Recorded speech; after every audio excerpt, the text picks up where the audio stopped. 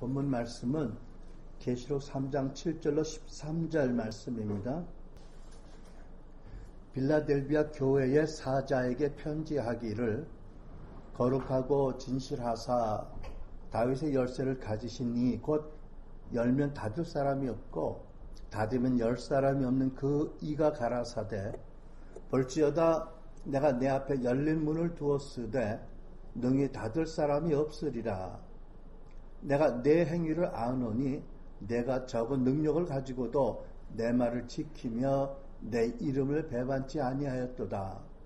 보라, 사단의 회 곧 자칭 유대인이라 하나 그렇지 않고 거짓말하는 자들 중에서 며칠 내게 주어 저희로 와서 내 발 앞에 절하게 하고 내가 너를 사랑하는 줄을 알게 하리라. 내가 나의 인내의 말씀을 지켰은즉 내가 또한 너를 지켜 시험의 때를 면하게 하리니 이는 장차 온 세상에 임하여 땅에 거하는 자들을 시험할 때라. 내가 속히 임하리니 내가 가진 것을 굳게 잡아 아무나 내 면류관을 빼앗지 못하게 하라. 이기는 자는 내 하나님의 성전의 기둥이 되게 하리니 그가 결코 다시 나가지 아니하리라. 내가 하나님의 이름과 곧 하나님의 성 곧 하늘에서 내 하나님께로부터 내려오는 새 예루살렘의 이름과 나의 새 이름을 그 위에 기록하리라. 귀 있는 자는 성령이 교회들에게 하시는 말씀을 들을지어다. 아멘. 오늘은 빌라델비아 교회에 대한 말씀을 나누려고 합니다. 먼저 이 본문 말씀을 포함한 계시록의 저작 시기와 저작 목적에 대해서 서론적으로 생각을 해보고자 합니다. 계시록 1장 1절을 보면 이 책은 예수 그리스도께서 계시하신 일들을 기록한 책입니다. 이 계시는 곧 일어나야 할 일들을 그 종들에게 보이시려고 하나님께서 그리스도에게 주신 것입니다. 라고 기록되었습니다.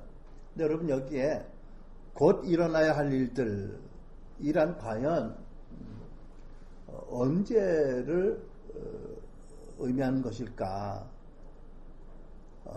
이 성경이 계시록이 기록된 당시로부터 몇십 년 어간 아니면 몇백 년 후 아니면 2000년 후 그때 일을 주께서 보이게 하시려고 그리스도께서 기록하게 하셨을까? 근데 결론적으로 저는요, 이 계시록이 기록된 후 한 2000년 지난 이 시대, 오늘 이 마지막 때에 사는 우리들 가운데서 일어날 일들이 아니었을 거라고 믿습니다. 마태복음 24장 또 25장 23장을 보면 예수께서 여러 가지 말씀을 하실 때에 이 말씀들이 반드시 너희 세대 중에 이루어지리라고 몇 번 말씀하셨어요. 근데 이제 그 말씀을 오늘날 많은 분들이 그 말씀하신 2000년 후에 이 시대를 위한 말씀이라고 해석을 하는데 저는 거기에 동의하지 않고 이 계시록도 역시 1차적으로는 그 계시록이 기록된 당시에 크리스찬들에게 주신 말씀이고 그들을 위한 말씀이다. 물론 그것이 우리에게 적용되고 또 그것이 우리에게 동일한 능력으로 임할 수 있지만 1차적으로 그렇다고 믿습니다. 근데 이제 많은 학자들은 계시록이 AD 96년경에 기록되었다고 믿습니다. 그 많은 분들이 그렇게 믿는 이유는 그 계시록 1장 9절에 있는 것처럼 사도 요한이 반모섬이라는 섬에 유배 갔을 때 계시를 받았다고 기록되었기 때문에, 그리고 역사적으로 도미티안 황제 제위 중에 요한이 AD 81년에서 96년 기간 중에 반모섬으로 유배 갔다는 증거가 있어서 그렇습니다.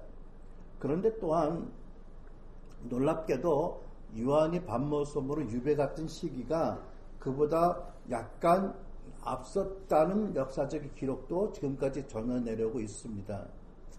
예를 들면 신약 성경 중에 가장 오래되었다는 2세기에 기록된 더 시리악이라는 고대 번역본이 있는데 거기에 보면 계시록이라는 책 제목 밑에 이런 내용이 기록되어 있습니다. 직역을 하면 이것은 하나님께서 그 전도자 요한에게 주신 계시인데 반모섬에 있는 요한에게 그가 반모섬에 보내진 것은 네로 황제에 의해서 추방된 것이다. 이런 그 글귀가 적혀져 있거든요. 그러니까 이 전도자 요한, 사도 요한이 반모섬에 보내어진 것은 네로에 의해서다라고 말씀한 내용이 이제 기록되어 있거든요. 근데 이제 우리가 알기로 네로 황제는 AD 54년에서 68년 동안 로마를 다스렸어요. 그러니까 많은 사람이 알듯이 96년도가 아니었습니다. 54년에서 68년 그 어간 어디였었어요. 그러니까 다시 말하면 중요한 시점이 뭐냐면 이스라엘이 예루살렘과 이스라엘 성전이 무너진 AD 70년 이전에 기록된 서신이었다라는 것이지요. 그 초대교회의 역사학자로 유명한 그 터툴리안이라는 분도 이렇게 기록을 했습니다. 그 사도 요한이 네로에 의해서 먼저 끓는 기름에 던져졌는데 아무런 해를 입지 않자 기적적으로 네로가 반모섬으로 유배를 보냈다, 이렇게 기록을 한 내용이 있습니다. 그리고 계시록 11장 1절을 보면 여기 이제 예루살렘 성전을 측량하라는 명령이 기록되어 있는데, 그렇다면 최소한도 11장 기록된 이전에는 예루살렘 성전이 건재해 있었다. 그러니까 그것을 측량하라는 말씀을 하셨다고 믿어지거든요. 그리고 새 예루살렘, 새 성전에 대한 말씀은 21장에 나오거든요. 그러니까 여러 가지를 보면 저는 그 예루살렘이 파괴되기 전에, 성전이 파멸되기 전에 이 계시록이 기록되어 있다고 믿습니다. 그러니까 그렇게 이제 저작 시기를 생각해 보면 1차적으로 이 서신에 보내진 대상이 규명이 되고, 또한 장차 온 세상에 임박한 환란이라는 것이 2000년 후의 지금이 아니라 그 시대의 크리스찬들에게 임할 환란과 핍박이었다라는 것을 특정할 수가 있게 되겠지요. 그 계시록 1장 9절을 보면 요한 자신도 이렇게 말씀합니다. 나 요한은 너희 형제여 예수의 환란과 나라와 참음에 동참하는 자라. 하나님의 말씀과 예수의 증거로 인하여 반모라는 섬에 있었더니 라고. 사도 요한도 자신도 엄청난 환란과 핍박을 받고 참으면서 하나님 나라에 동참하고 있다라고 기록을 했기 때문에 그렇게 해석하는 것이 무난하다고 나는 믿습니다. 이제 우리가 아는 것처럼 초대교회 핍박과 환란의 제일 첫 번째 파도는 유대인 종교 지도자들에 의해서 일어났지요. 사도행전 8장 1절을 보면 사울이 그의 죽임당함을 마땅히 여기더라. 그날에 예루살렘에 있는 교회가 큰 핍박이 나서 사도 외에는 다 유대와 사마리아 모든 땅으로 흩어지니라. 그러니까 스데반 집사의 죽임을 사울이 주도했거나 아니면은 그 바로 옆에서 지켜보고 있고 돌 팔매에 던지던 사람들 옷을 보관하고 있었고, 사울이 저 녀석 죽어야 마땅한 놈이었다라고 한 그때에 큰 핍박이 일어났다는 거 아니에요, 그죠? 그래서 그때 사도들은 예루살렘에도 남았고 나머지 성도들이 다 각곳으로 피난민처럼 흩어졌다는 거지요. 여러분, 요즘도 그렇지만 그 당시 그 2000년 전에 집 떠난 것은 정말 고생이거든요. 그 당시 사람들은 먼 길 여행 가기 전에 유서를 써놓는 것이 습관이었대요. 풍습이었대요. 사실 보장이 없잖아요, 그죠? 돌아온다는 보장이. 그리고 그 유대 종교 지도자들이 핍박을 시작했지만 정말 극심한 핍박은 그 네로 황제를 즈음해서 일어났던 거예요.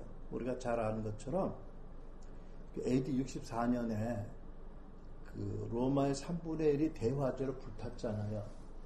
그것을 크리스찬이 방화에 의한 것이다라고 통치자가 누명을 씌우고 어마어마하게 크리스찬들을 학대하고 박해하고 핍박했죠.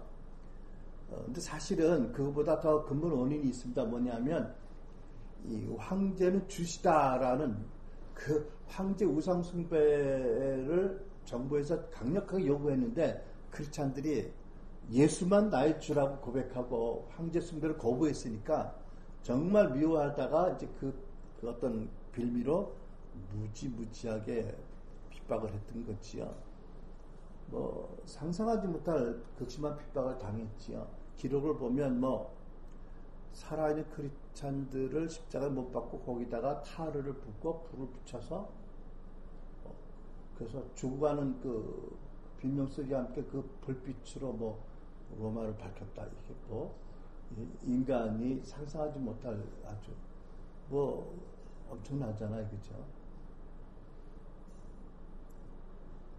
어디서 내가 봤더라. 그렇구나. 근래에 어떤 그런 이제 근대 한국에서 일어난 그 어떤 사건에 대한 증언을 봤는데 산 사람의 껍질을 벗겨서 죽이는 한국에서 와, 참 사람들이 마귀에게 잡히면 어마어마하게 추악하고 잔악하고 무서운 거예요. 그렇죠. 꼭 그렇다고는 할 수 없지만 근래에 뭐 초등학교 아이를 죽이고 시신을 훼손한 뭐 여고생 2명이 언도를 받았는데도 눈 하나 깜짝하지 않더라. 뭐 그런 걸 보면 좀 무서워요. 그렇죠? 아무튼 요한계시록이 기록된 1차적인 그 목적은 그와 같은 어마어마한 핍박과 환란을, 특별히 황제 숭배라는 어마어마한 시험을 당한 성도들의 그 고난을 받는 그들을 격려하기 위해서 위로하시고 궁극적으로 하나님이 여전히 지금 통치하고 계시다라는 것을 믿음을 북돋아주기 위해서 쓰셨다라고 이렇게 서론적으로 이제 우리가 정리를 해봅니다. 그리고 이제 이 빌라델비아 교회에 보낸 이 서신을 보면 그 부활하신 예수 그리스도를 특별한 어떤 그 표현으로 계시를 합니다. 그렇죠? 그분은 거룩하시고 홀리 그리고 진실하시고 트루 그리고 다윗의 열쇠를 가지신 왕이다. 이렇게 말씀을 통해서 그분을 나타내고 있죠. 먼저 거룩하신 자. 여러분 이 거룩이라는 단어는 구약 성경을 보면 오직 여호와 하나님 한 분에게만 썼던 그런 호칭이었잖아요. 그죠? 우리도 거룩하게 하셨지만 예수 그리스도 안에서 그 보혈과 말씀으로 성령으로 거룩하게 된 것은 예수에 연합하기 때문이지 이 땅에 살면서 예수와 연합되지 않고 거룩한 자는 하나도 없는 거예요. 그렇죠? 성경은 하나님은 거룩한 분이라고 계속 강조하지요. 예를 들면 이사야 40장 25절에 하나님 거룩한 분이다. 우리 그렇게 믿습니다. 아멘. 또 그 아들도 죄를 알지 못하는 전혀 죄를 범하지 않으시는 영원히 거룩한 분이라고 우리는 고백합니다. 마태복음 16장에 보면 베드로가 신앙 고백하잖아요. 주는 당신은 왕이시고 거룩한 하나님의 아들이다. 아들이라는 것은 그 아버지와 동일한 그 품격 또 성격 동일한 모든 것이 아버지와 공유하고 아버지와 똑같다는 표현이거든요. 그렇죠? 그러니까는 그리스도 이 땅에 오신 그분은 비록 육신을 입으셨지만 하나님과 본성이 같으시고 영광과 신성이 전혀 같으신 분이다. 거룩한 분이다. 라고 말씀하죠. 두 번째 빌라델비아 교회에 계시된 예수님은 진실하신 분입니다. 말라기 3장 6절에 보면 이런 말씀이 있어요. 나 여호와는 변하지 아니하나니 no change예요. 불변하는 존재이니 그러므로 야곱의 자손들아 너희가 멸망되지 않을 것이다. 내가 살아있다. 그리고 나는 변함이 없는 분이다. 변혁하지 않은 분이다. 나는 시시때때로 바뀌는 분이 아닌 거예요. 그죠?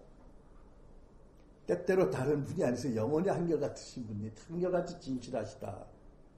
여러분 그래서 우리가 그분이 얼마나 진실한지 아는 것은 여러 가지 많은 사건들이 말해주고 있지만 예를 들면 베드로를 당신 앞에서 면전에서 3번 부인했던 베드로를 찾아가신 예수님이 정말 진실하신 분이죠. 저를 용서하시고 다시 당신의 사랑으로 회복하신 분. 또 엠마오로 돌아가는 부부. 이 부부가 예수님이 부활했다는 소식을 듣고도 가요. 모르고 간 게 아니잖아요. 그죠? 그러니까 이 부분을 결단을 내린 것 같아. 뭐 부활했다고 한들 나와 무슨 상관이냐? 우린 집으로 가겠다.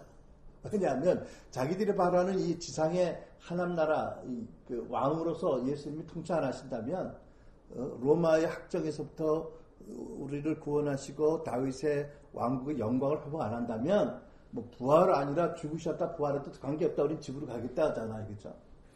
웬만하면 예수님도 섭섭하실만 하는데 그지?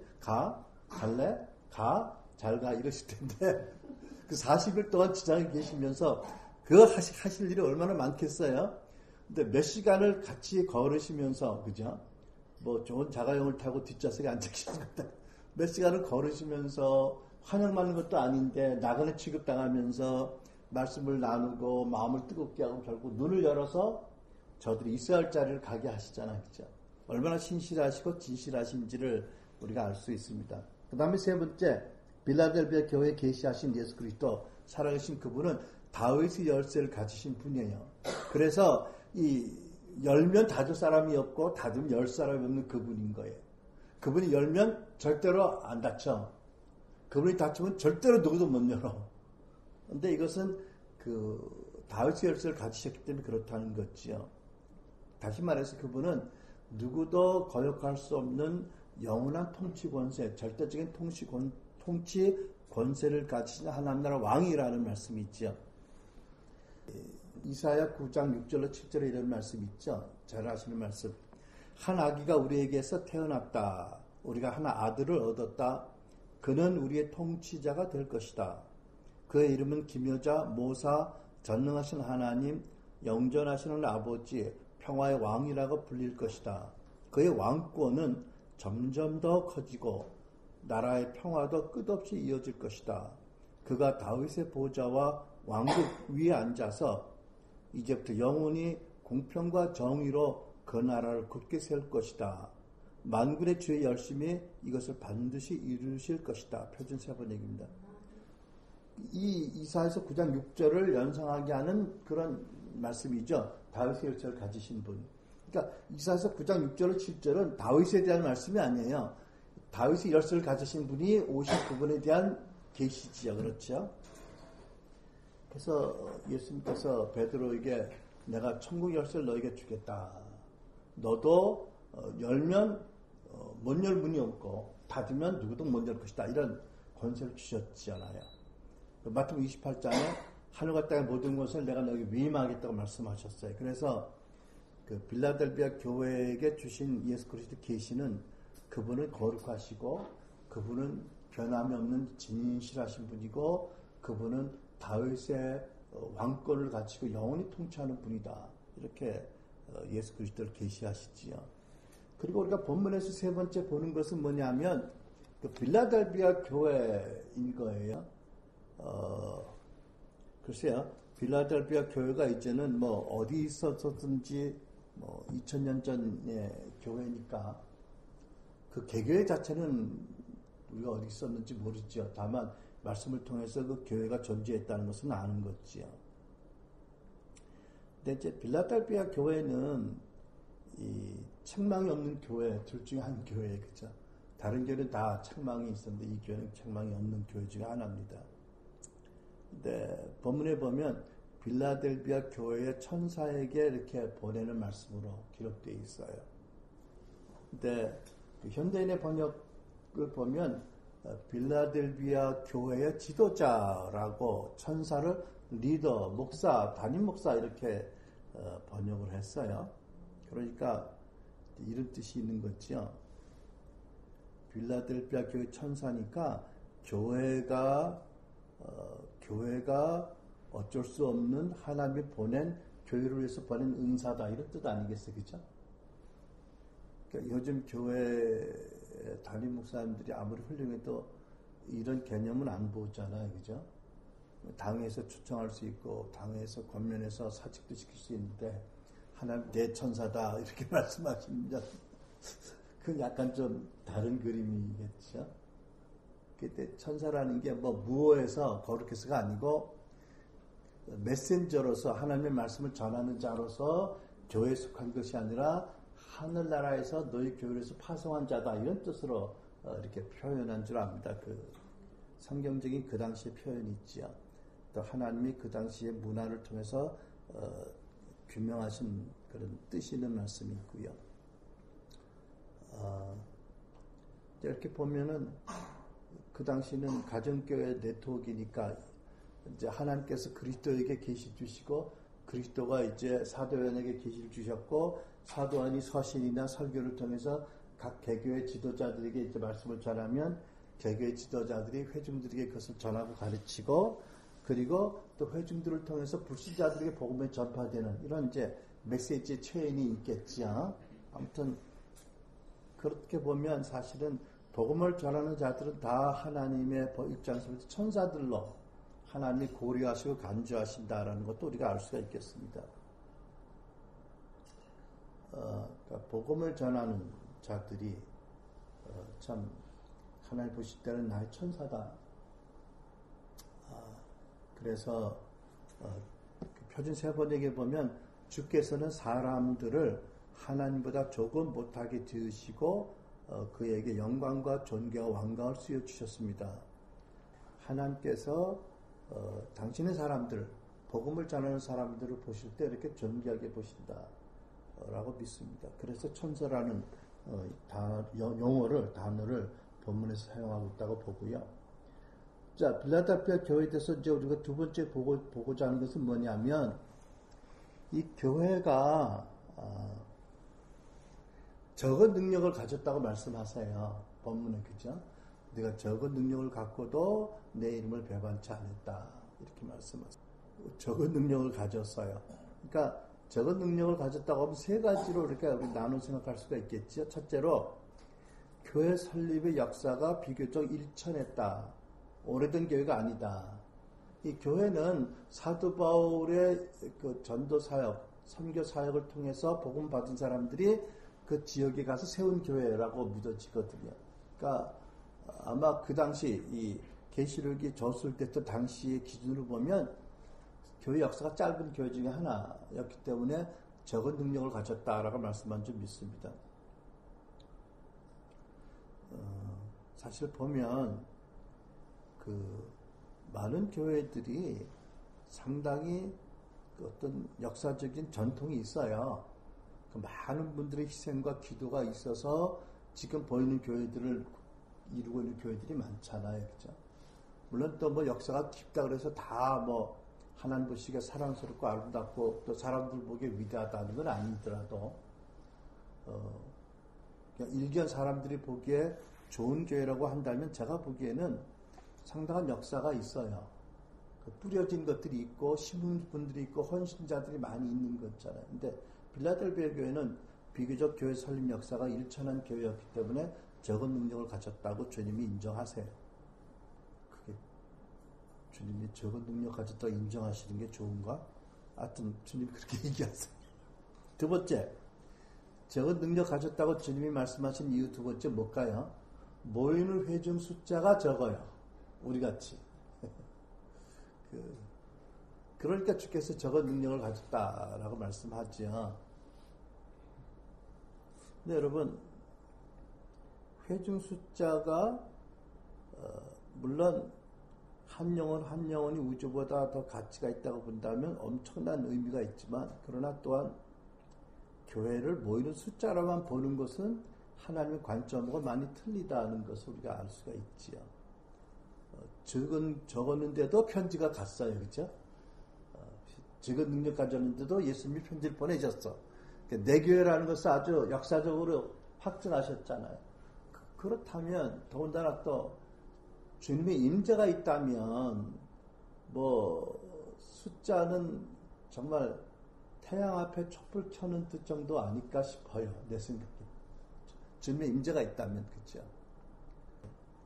그 다음에 이제 적은 능력의 빌라델피아 교회는 아마 모이는 숫자도 적지만 그 구성원의 대부분이 사회적으로 비유력자들이 아닐까. 그러니까 가난한 계층의 사람들이 또는 사회적인 영향력이 지위가 높지 않은 사람들이 주로 모인 교회가 아닐까 이렇게 생각을 합니다.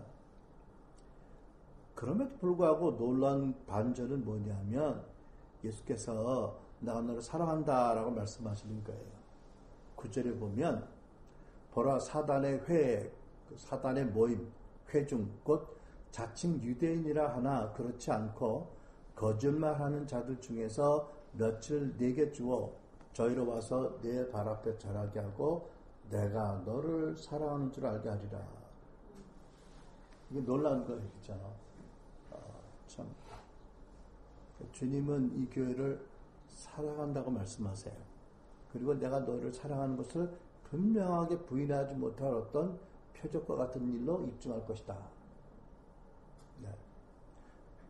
그 다음에 이제 빌라델비아 교회에 대해서 우리가 또 생각할 수 있는 게 뭐냐면 주께서 내가 너희 앞에 열린 문을 두었다고 말씀하세요. 누구도 못 닫을 것이다. 열린 문을 두었다고 하시잖아요.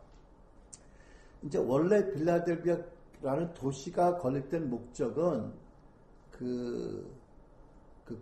건축자인 그 왕이 자기 형과의 우애를 기념하고 형을 기쁘게 하기 위해서 지었는데 그 주전 2세기에 지었을 때 가장 사실 근본적인 목적은 뭐냐면 그 도시의 동부 지역에, 동부 저쪽 지역에 헬라 문명이 또 헬라 언어와 풍속을 전하기 위해서 문화를 전하기 위한 센터로 지은 것이거든요. 그런데 우리가 역사적으로 보면 주후 17년의 지진으로 이 도시가 완전히 황폐되었어요. 그리고 주후 90년도에 도시가 다시 회복이 됩니다. 그러니까 이 시점의 이 서신이 전달된 시점은 큰 지진으로 도시가 다 무너지고 90년도에 회복되기 중간 어느 시점인 거예요. 그렇죠? 아침에 보니까 멕시코에 또 지진이 일어나가지고 대단히 많은 사람들이 또 사상자가 있는데 참 무서울 것 같아요. 그죠? 지진이 막 일어나고 건물이 무너지면 북한에서도 뭐 지진이 일어나는데 이게 인공 지진인지 자연 지진인지 뭐 이러고 또 하여튼 요즘 지진 뉴스를 많이 듣습니다만은 빌라델비아 지역에 원래 지진 때가 활성적이어서 예나 지금이나 많은 지진이 있었는데 이 서신이 보내진 때는 어떤 지진으로 도시가 다 무너지고 회복되는 중간 어느 시기에 보내진 거예요. 그러니까 우리가 어떻게 이해할 수 있을까요? 하나님께서는 이 지진으로 무너진 도시가 회복되는 것이 주권자들과 도시민들의 참 많은 고생과 아픔을 극복하기 위한 수고로 지어지지만 내가 그 도시를 볼 때는 이 도시가 복구되는 진정한 목적은 한란 문화를 전파하기 위한 게 아니라 하나님 나라를 전파하기 위한 센터로 내가 너희들을 불렀고 너희들이 도시를 회복한다라는 것을 알게 하시는, 그 교회 알게 하시는 말씀이라고 믿습니다.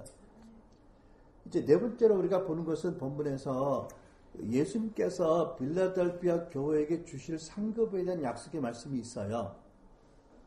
첫째는 아까 8절에 봤지만 심하게 빌라델비아 교회를 대적하고 핍박하던 그 사단의 회중에 속했던 자칭 유대인이지만 사실은 거짓말하던 자들 중에 몇 사람 회심해서 너희들 앞에 와서 절을 하고 그리고 교회에 가입되게 할 것이다. 그러니까 놀라운 말씀을 하시잖아요. 근데 여기 보면 이제 분위기가 어떤 거냐면 그 유대인 개종자들이 마치 노예같이 전쟁포로같이 그 승리자 앞에 무릎을 꿇고 절하듯이 이런 모습으로 묘사가 돼요. 저는 이렇게 믿습니다. 원래 그 빌라델비아라는 도시는 뭐 그 당시 모든 도시가 그렇지만 우상 숭배가 굉장히 강력한 도시였어요. 그 바카스는 뭐 일동제약에서 나오는 건데 아무튼 바카스 신을 섬기는 그 도시였거든요. 그래서 우리가 이렇게 생각이 됩니다.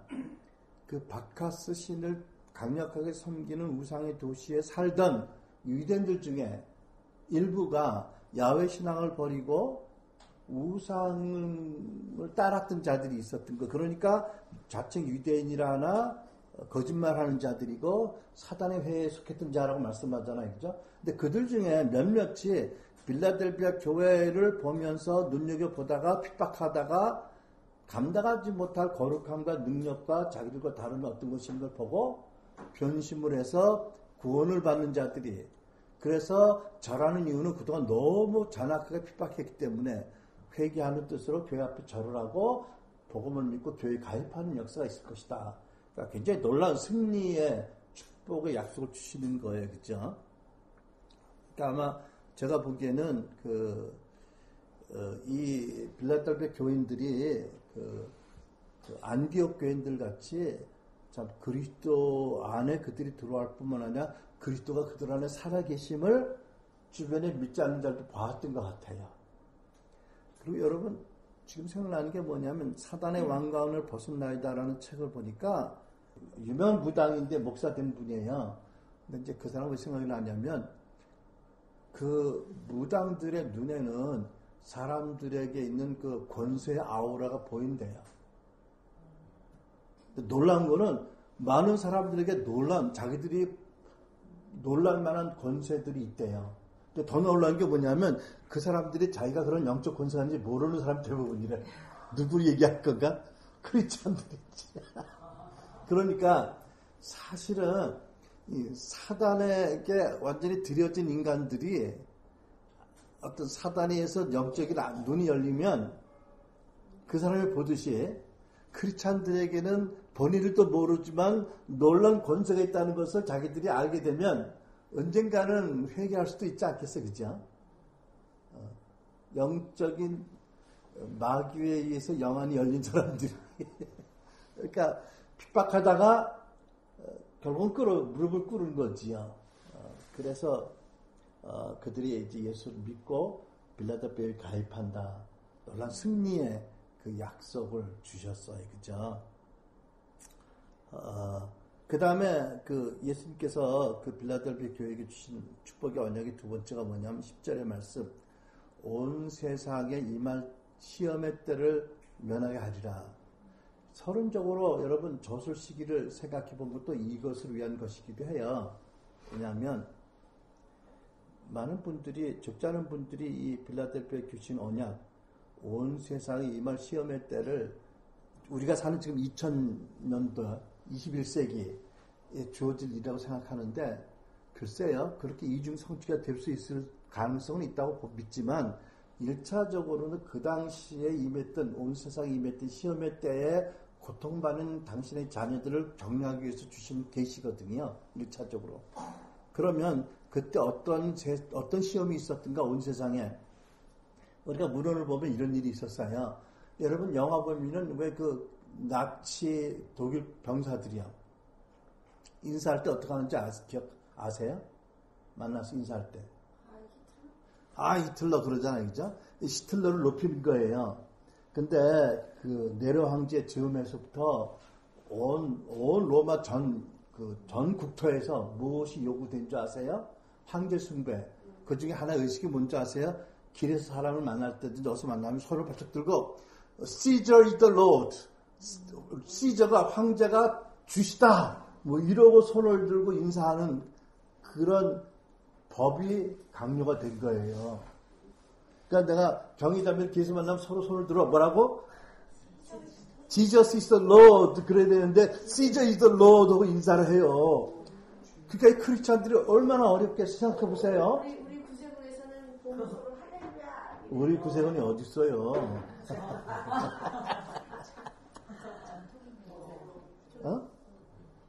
우리 그렇게 인사하면 멋있겠다. 그럼 좋지요. 근데 그 당시는 손을 들고 시저가 로마 황제가 주시다, 신이다 이러고 인사를 하는 법을 만들었으니 이거야말로 온 세상에 임한 시험 아니에요? 얼마나 힘들겠어 크리스찬들이요. 그들이 죽기까지 예수님만 올 주님이라고 고백하고 죽은 거잖아. 근데 날마다 시저가 주라고 이렇게 소리치고 손을 들고 인사를 해야 돼. 그러니까는 일제 때 신사 참배를 강요당하던 것보다 엄청나게 온 세상에 임하는 아주 엄청난 시험이에요. 그죠?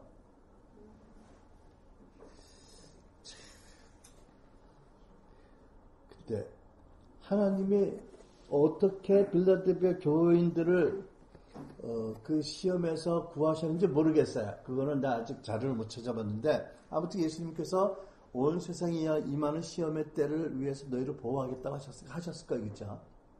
예를 들면 그 예루살렘을 로마 7군단이 성을 완전히 포위하고 3년 동안 굶어 죽도록 포위하고 있을 때 그 포위망이 완성되기 직전에 성령의 음성을 들은 크리스찬들이 그 성을 빠져나갔다는 그런 기록이 있거든요. 그러니까 그와 같은 어떤 뭐 초자연적인 일이 있었겠는데 어떤지 구체적인 자료는 못 봤어. 아무튼 하나님이 신실하시니까 언약들을 하셨을까. 아무튼 그 시험이 무서운 거예요, 그죠? 근데 사실은 북한이 지금 하고 있는 게 그거 아니야. 집집마다 사진을 붙여놓고 먼지가 도로 안 된다며, 먼지도 끼면 안 된다며, 그리고 날마다 거기다 인사하잖아. 이게 똑같은 거예요. 와, 무서운 거예요, 그죠?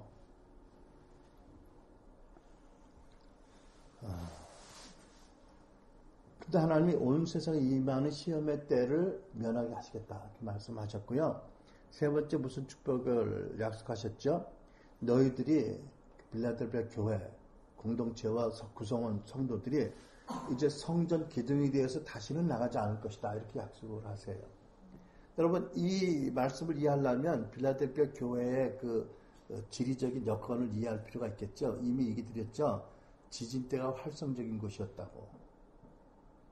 그러니까 이 빌라델비아 사람들은 종종 지진이 일어나서 바카스 신이라든지 각양 우상을 섬기는 큰 건물들이 무너진 걸 봤어요. 기둥들이 무너지고 한 것도 보았잖아요. 그래서 주님께서 그것을 눈으로 보고 경험적으로 보는 사람들에게 내가 너희들을 붙잡아 주겠다. 어떤 인생의 동료가 와도 너희들이 기둥이 넘어지지 않게 하겠다.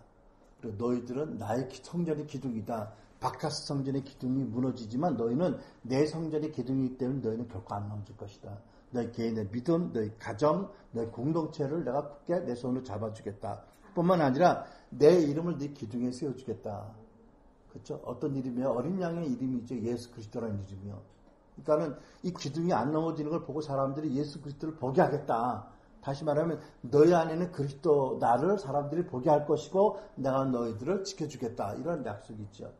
그러니까 지진 때에서 고생하던 사람들에게 이거보다 더 절실한 약속이 어디 있을까? 지진만 하면 왕창 나면 다 무너지는데 그죠? 내가 너희들을 내 성전의 기둥 삼고 다시는 너희 이 기둥이 나가지 않게 하겠다. 자, 이런 그 빌라델비아 교회에 주신 예수 그리스도의 계시의 말씀의 내용을 살펴봤고 결론적으로 이제 저 여러분에게 적용할 교훈을 생각해 봅니다. 첫째로 우리가 보고자 하는 것은 뭐냐면 빌라델비아 교회가 적은 능력을 가지고도 주의 이름을 배반치 아니하고 승리한 교회잖아, 그렇죠? 그 강력한 사단에 속았던 자들이 와서 얼마나 저들이 잘못을 진심으로 통회했으면 엎드려 절하고 교회에 가입을 했을까? 예수께서는 빌라델비아 교회가 당신이 하나님이 보시는 눈으로 자기 자신들을 보고 정체성을 확립하길 원하셨을 거예요. 그렇죠? 적지만 인원도 적고 가난한 사람들이 대부분이고 교회 역사도 일천하지만 그러나 내가 너를 사랑하고 내가 너에게 최종 승리를 보장할 것이다. 그러니까 너는 여러 가지 세상적인 기준으로 보고 낙심하지 말고 스스로나 공동체를 보고 낙심하지 말고 어려움이 다가오더라도 인내해라. 내가 너희들과 함께 있다. 이런 말씀이 있잖아요. 그렇죠? 그러니까 우리도 마찬가지지요. 저 여러분이 우리 순환을 교회를 어떤 교회 문화 가운데 어떤 기준이나 어떤 관점이 아니라 하나님의 아버지가 우리를 어떻게 보시는지 그 관점을 가지고 우리를 보길 바라요. 아마 예수님이 편지를 써보내신다면 우리한테 아마 빌라델비아 교회의 편지와 비슷한 것을 보내실 거라고 믿어져요. 너희가 적은 능력을 가졌지만 내 이름을 배반치 아니하고 너희들이 분명히 승리하게 할 것이다. 내가 너희들을 사랑한다. 그걸 믿도록 하나님 원치 않으시겠어요, 그렇죠? 첫 번째 교훈은 세상적인 눈으로 우리 교회를 보고 낙심하거나 열등하지 말고 하나님의 눈으로 봐라. 그렇죠? 그것을 우리가 붙잡아야 될 거라고 믿습니다. 우리 오늘 오다가 집사람한테 들었는데 우리 선희 처남이 장로님인데 우리 부부가 어떻게 목회하는지 여러 가지 물어보셨다는데 그분이 결정적으로 이해가 안 됐던 건 뭐냐면 어떻게 성전 없이 목회를 하냐.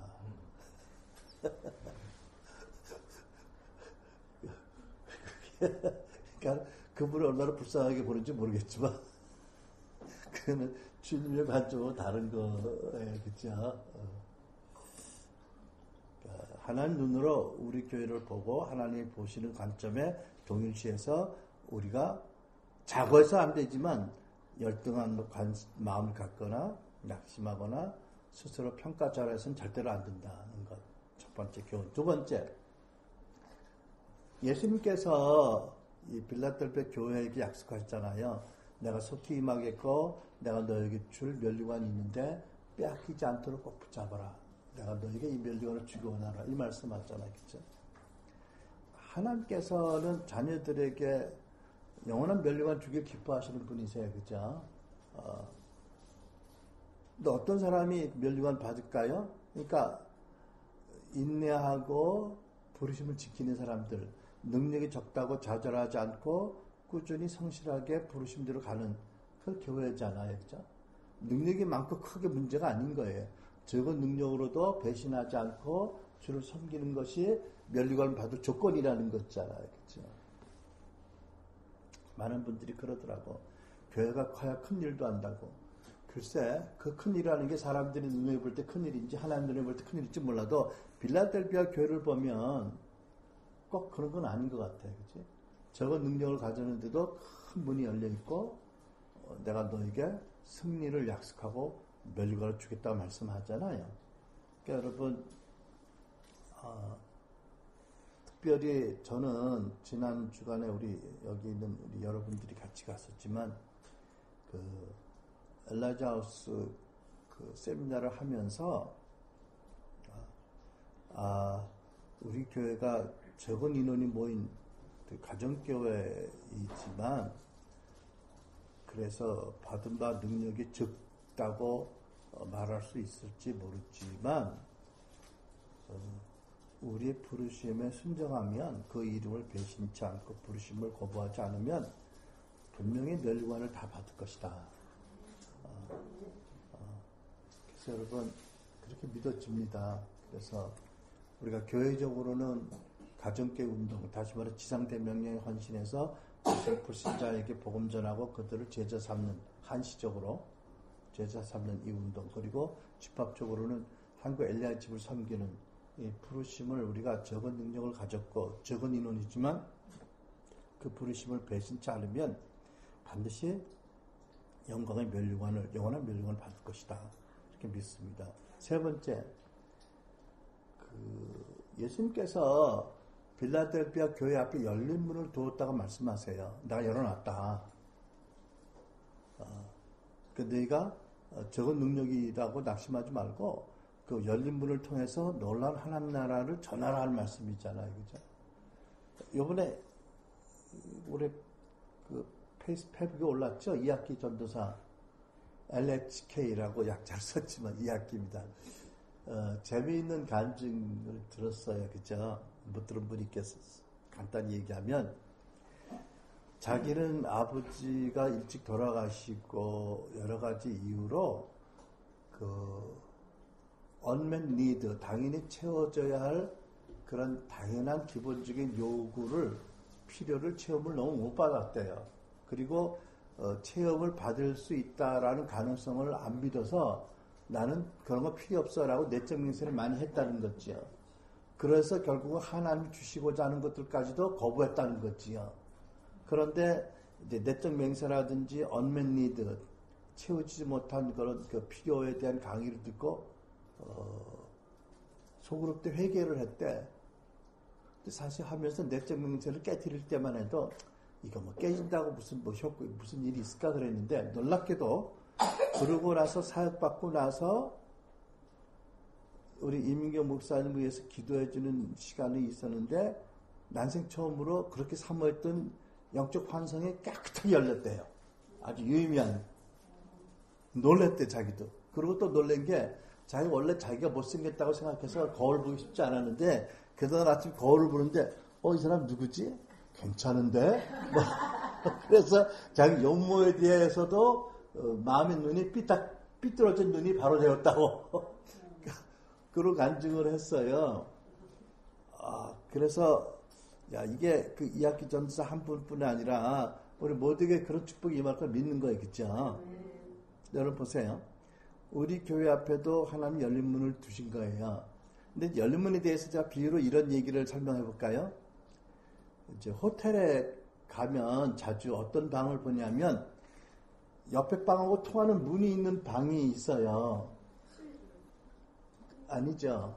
스윗룸은 또 다르고, 이제 그 방이 뭐냐면, 스윗룸이 아니라 그냥 손님들이, 이렇게 일행들이 많아서 두 방을 쓰는 분들.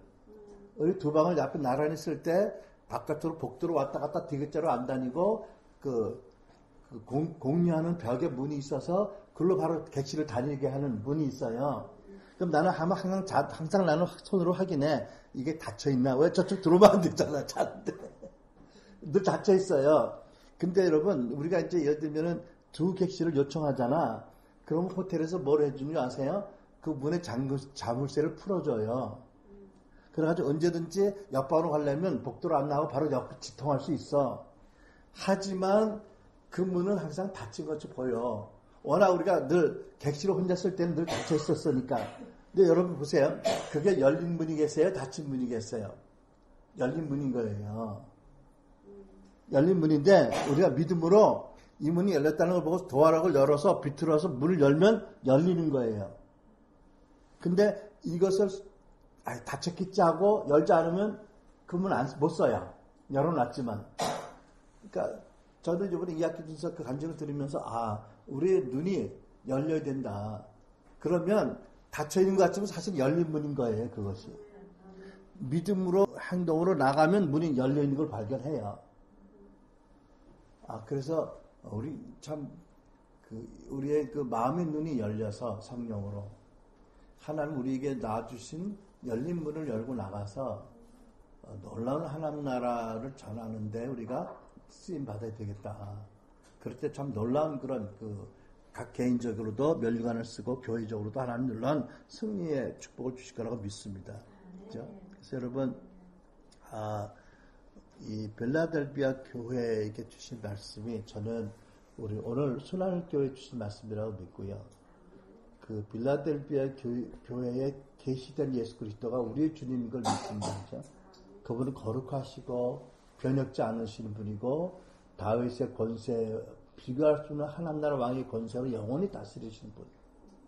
그리고 그분이 우리에게 적은 능력을 가지고도 충성했다는 걸 기뻐하시고 사랑한다고 말씀하시고 놀란 승리를 약속하셨고 그리고 우리 모두에게 면류관을 주시기 원하시는 분. 그리고 우리가 성령을 따라서 마음의 문이 열려서 열린 문을 발견하고 열면 엄청난 놀라운 하나님 나라의 사역을 풀어나갈 수 있는 교회로 부르셨다. 그래서 여러분 우리가 주님이 하나님 아버지가 보시는 눈으로 우리 교회를 보고 또 우리 주님이 약속하신 면류관의 약속을 붙잡고 성령을 따라 나아가는 그래서 참 하나님 기쁘시게 하는 그런 교회가 여러분 개인이 우리 가정들이 되기를 축복합니다. 기도하겠습니다.